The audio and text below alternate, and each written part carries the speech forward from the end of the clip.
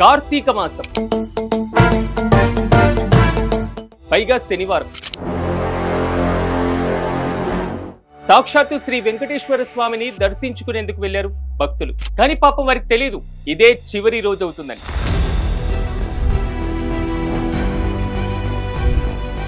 స్వామి దర్శనానికి వస్తే ఇలా జరిగిందేంటి దేవుడా అంటూ బాధిత కుటుంబాలు రోధిస్తుంటే చూస్తున్నటువంటి ప్రతి ఒక్కరికి కన్నీళ్లు రాకమానదు.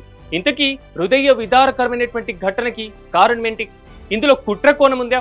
2000 నుంచి 3000 మంది భక్తులు దర్శించుకునేందుకు వీలున్నటువంటి ఆలయంలోకి అంతమంది భక్తుల్ని లోపలికి ఎలా పంపించారు? అక్కడి ప్రత్యక్ష సాక్షులు చెప్తున్నదేంటి?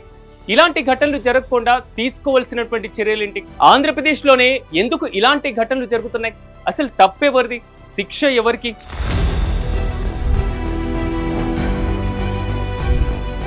కార్తీక మాసం కాబట్టి తెలుగు రాష్ట్రాల్లోని ఆలయాల్లో భక్తుల రద్దీ సర్వసాధారణంగా కనిపిస్తూ ఉంటది.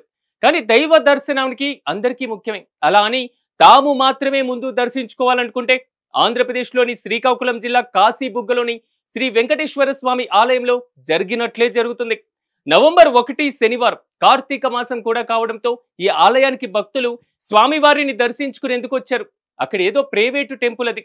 అయితే ఇక్కడ భక్తులకు సంబంధించినటువంటి ఏర్పాట్లు కానీ కార్యక్రమాలు కానీ చూసుకోవాల్సినటువంటి బాధ్యత నిర్వాహకులపైనే ఉంటుంది. కానీ వారికి భక్తుల రద్దీ ఎక్కువ ఉంటుందని తెలిసి కూడా తగిన ఏర్పాట్లు చేయలేదా?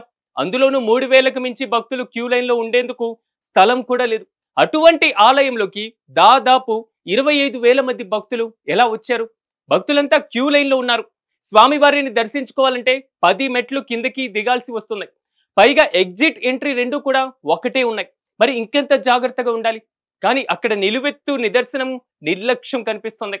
భక్తులకు దర్శనానికి వెళ్లేటువంటి మెట్ల దగ్గర రైలింగ్ బలహీనంగా ఉండడం, భక్తులు ఒకరినొకరు తోసుకోవడం, వీక్గా ఉన్నటువంటి రైలింగ్ ఒక్కసారిగా ఊడిపోయింది.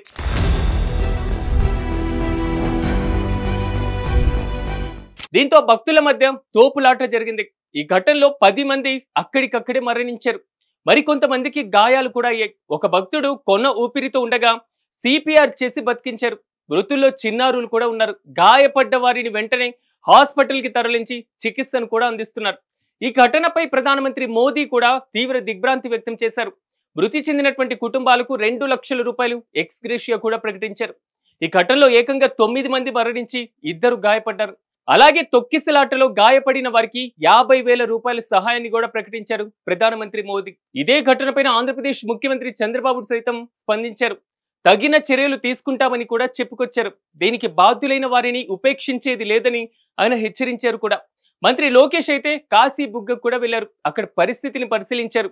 గాయపడ్డ వారికి చికిత్సను అందిస్తున్నామని హోంశాఖ మంత్రి అనిత కూడా తెలిపారు. ఇక ఆంధ్రప్రదేశ్ ఉప ముఖ్యమంత్రి పవన్ కళ్యాణ్ సైతం విచారం వ్యక్తం చేశారు. ఇక మీదట ఇలాంటి సంఘటనలు జరగకుండా చూసుకుంటామని ట్వీట్ కూడా చేశారు.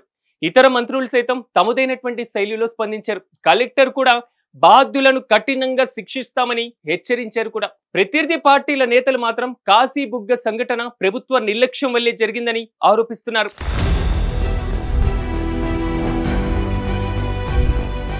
అయితే కాశీబుగ్గ ఆలయ ఘటన పైన పలువురు అనుమానాలు కూడా వ్యక్తం చేస్తున్నారు.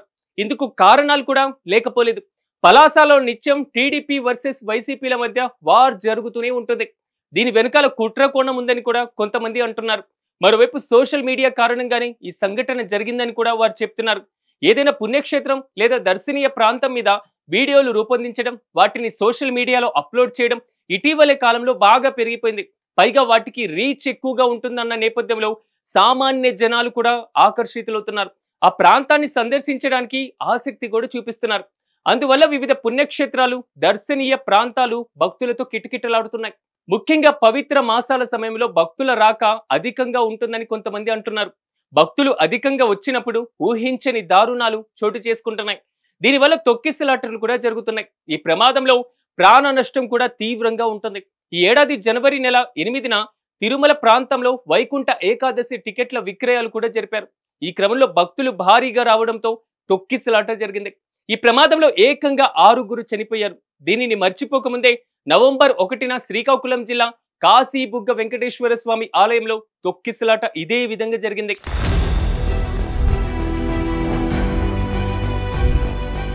కాశీబుగ్గలో 4 ఏళ్ల క్రిందట ఈ ఆలయ నిర్మాణాన్ని ప్రారంభించారు. 2023లో ఈ ఆలయ నిర్మాణం కూడా పూర్తయింది. గతేడాది మేలో భక్తులకు దర్శనం ప్రారంభం కూడా అయింది. 1000 మంది వరకు భక్తులు వస్తుండేవారు. అయితే పర్వదినాల్లో 3000 మంది వరకు వచ్చేవారు. అయితే ఈ ఆలయ ప్రాముఖ్యతను తెలుపుతూ వాట్సాప్, ఫేస్బుక్, యూట్యూబ్, ట్విట్టర్ వేదికగా ఇన్ఫ్లుయెన్సర్లు భారీగా రంగంలోకి కూడా దిగారు. కొందరైతే వ్యూస్ కోసం ఈ వీడియోలు చేసినట్లుగా చాలా స్పష్టంగా అర్థమవుతుంది. అయితే ఇటీవలే భారీగా ప్రచారం కూడా జరిగింది ఈ ఆలయం పైన. అయితే ఓ ప్రైవేటు వ్యక్తి ఆధీనంలో ఉంది ఈ ఆలయం. సాధారణ భక్తుల రద్దీ ఉంటుందని నిర్వాహకులు పోలీసులకు సమాచారం కూడా అందించలేదు. పెద్ద ఎత్తున జరిగినటువంటి ప్రచారంలో జిల్లా వ్యాప్తంగా ఉన్నటువంటి భక్తులు కూడా తరలి వచ్చారు. పక్కనే ఉన్నటువంటి ఒరిస్సా నుంచి వచ్చిన వారు కూడా చాలా మందే ఉన్నారు. నిర్వాహకులు ఎటువంటి ప్రచారం కూడా చేయలేదు. భక్తులు భారీగా వస్తారని అంచనా కూడా వేయలేదు. కానీ అనుకోని విధంగా ఈ ఘటన జరిగింది. నిర్వాహకులు ఊహించలేదు, తాము పెద్ద ఎత్తున ప్రచారం చేయలేదని కూడా వారు చెప్తున్నారు. అయితే ఇంత పెద్ద ఎత్తున ప్రచారం చేసిందెవరు? క్షణాల వ్యవధిలో వారు ఎలా చేరారు అన్నది ఇప్పుడు పెద్ద ప్రశ్నగా మారింది.